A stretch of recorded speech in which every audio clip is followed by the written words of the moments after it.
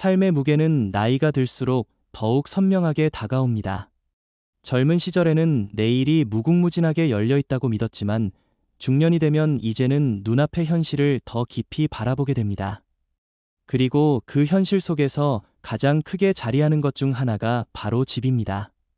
단순히 머무는 공간이 아니라 가족의 뿌리와 미래의 상징이기 때문에 집을 마련하는 문제는 언제나 우리 마음을 흔들어 왔습니다. 하지만 지금의 상황은 예전과 다릅니다. 대출 규제는 점점 강화되고 특히 일정 금액 이상의 고가 아파트는 대출 문턱이 높아지며 많은 이들이 발걸음을 멈추게 되었습니다. 그러나 그 길이 막혔다고 해서 모든 희망이 닫힌 것은 아닙니다. 길은 언제나 다른 형태로 열려 있으며 그 안에서 우리는 또 다른 전략과 지혜를 찾아야 합니다. 집을 바라보는 관점은 시대마다 달랐습니다. 과거에는 내 집 마련이 곧 인생의 가장 큰 목표이자 자존심이었지만 오늘날에는 투자와 자산 관리의 측면이 더해지며 훨씬 복합적인 의미로 자리하고 있습니다. 특히 고가 아파트는 단순히 사는 집이 아니라 자산의 안정성과 미래 가치를 동시에 품은 선택지가 되었습니다. 그렇기에 대출 제한이라는 제약 속에서도 사람들은 여전히 그 길을 바라보며 자신만의 해답을 찾고자 합니다. 먼저 기억해야 할 것은 제약은 곧 기회가 될 수 있다는 점입니다. 대출이 어려워지면 단기적인 수요는 줄어듭니다. 그러나 그 순간 시장은 잠시 숨을 고르며 안정의 흐름을 만들어냅니다. 바로 그 시기에 준비된 사람들은 뜻밖의 기회를 잡게 됩니다. 한 발 물러나 신중히 관찰하는 이들에게 시장은 언제나 다른 문을 열어줍니다. 그래서 중요한 것은 조급함이 아니라 차분하게 내 상황을 돌아보고 긴 호흡으로 전략을 세우는 일입니다. 고가 아파트를 매수하는 일은 단순한 숫자의 계산을 넘어섭니다. 그것은 나의 삶을 어떤 형태로 설계할 것인가 하는 선택이기도 합니다. 대출에만 의존하지 않고 자산을 분산하며 계획을 세운다면 길은 여전히 열려 있습니다.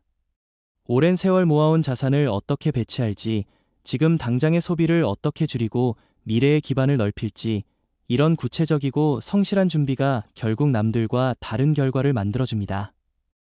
또한 우리는 집을 단순한 투자 수단으로만 바라보아서는 안 됩니다.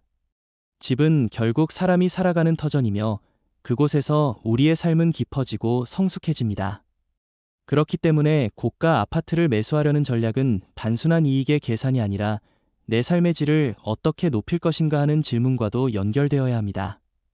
내가 지향하는 삶의 방식, 가족과 나누고 싶은 행복, 노후에 찾고 싶은 평안, 그 모든 것이 집이라는 공간 속에서 함께 어우러집니다. 대출 제한이라는 벽 앞에서도 지혜로운 사람은 새로운 길을 찾습니다. 공동 투자라는 방식도 있을 수 있고 장기적으로 자산을 조금씩 옮겨가며 기회를 엿보는 방법도 있습니다. 또한 당장의 고가 아파트만을 바라보지 않고 그 주변의 가치를 함께 살펴보는 것도 현명한 전략입니다. 시간이 지나면 핵심 지역의 가치가 주변으로 확산되듯 눈앞에 길이 막힐 때는 조금 넓게 보는 안목이 필요합니다. 중년 이후의 삶에서 가장 중요한 것은 성급함이 아니라 성숙한 안목입니다. 이제는 하루하루의 변화에 휘둘리기보다는 긴 시간 속에서 흐름을 읽어내야 합니다. 고가 아파트를 향한 전략도 마찬가지입니다. 지금의 제약을 한시적 현상으로 보고 그 안에서 자신이 감당할 수 있는 길을 찾는다면 언젠가는 기회가 반드시 찾아옵니다. 삶의 여정에서 중요한 것은 얼마나 빨리 가느냐가 아니라 얼마나 멀리 내다보고 꾸준히 가느냐 하는 점입니다. 우리는 모두 알고 있습니다. 집이란 단순히 머무는 공간을 넘어 안정과 희망을 담는 그릇이라는 사실을. 그렇기에 대출이 막혔다고 해서 우리의 꿈까지 닫힐 수는 없습니다. 제약 속에서도 길을 찾는 사람은 결국 내일의 주인이 됩니다. 여러분의 삶도 마찬가지입니다. 지금 당장 쉽지 않은 환경일지라도 긍정적인 마음과 치밀한 준비가 있다면 언제든 새로운 기회가 찾아옵니다. 집은 사람을 기다려주지 않지만 준비된 사람은 언제나 집을 만납니다. 그것이 바로 삶의 지혜이며 중년의 힘입니다. 고가 아파트를 둘러싼 이야기는 언제나 사람들의 마음을 흔듭니다. 그것은 단순히 한 채의 건물이 아니라 사회적 지위와 경제적 안정, 나아가 가족의 미래와 직결된 문제이기 때문입니다. 그래서 대출 제한이 강화되고 자금 조달이 까다로워질수록 사람들의 고민은 더 깊어집니다. 하지만 역설적으로 바로 그때가 지혜로운 사람들에게는 기회의 시간이 되기도 합니다. 우리가 살다 보면 언제나 벽을 만납니다. 그 벽은 높아 보이고 단단해 보이지만 자세히 들여다보면 늘 작은 틈이 있습니다. 대출 규제가 강해진 지금도 마찬가지입니다. 제도의 벽은 단단하지만 그 안에서 나에게 맞는 틈과 길을 찾아낼 수 있는 사람만이 한 발 앞서 나아갑니다. 그것이 바로 전략입니다.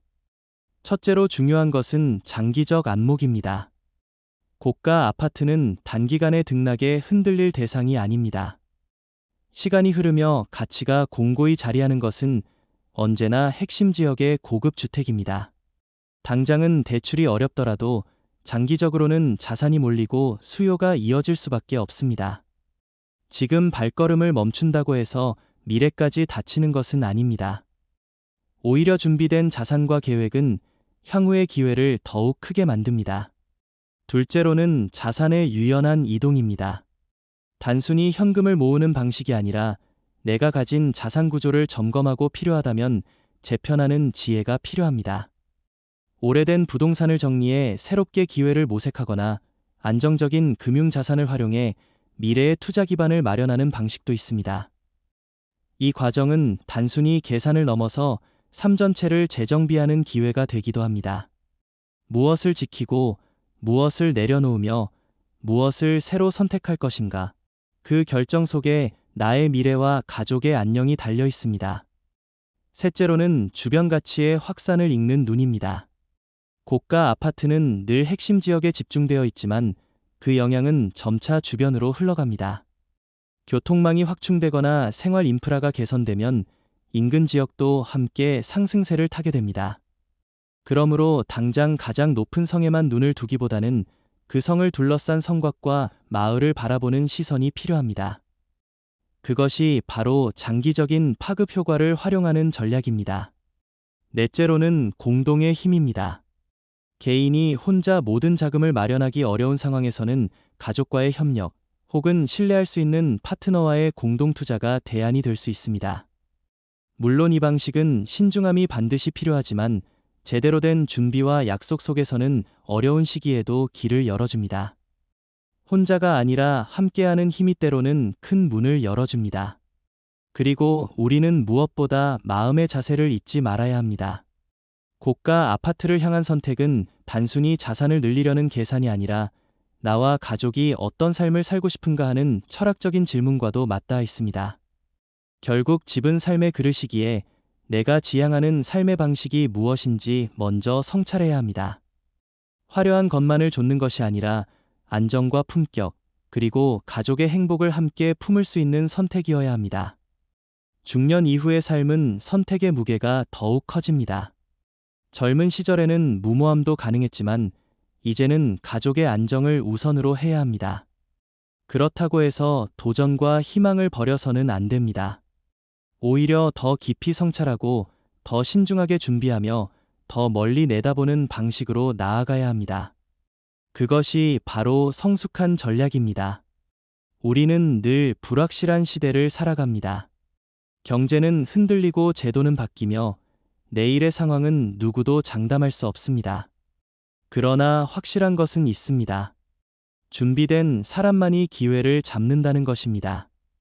지금 당장은 대출의 길이 막혀 답답해 보일지라도 자산을 정비하고 삶의 방향을 바로잡으며 기다리는 이에게는 반드시 새로운 문이 열립니다. 그것이 세상의 이치이며 삶의 흐름입니다. 고가 아파트를 매수한다는 것은 단순한 재테크가 아니라 인생의 한 축을 세우는 일입니다.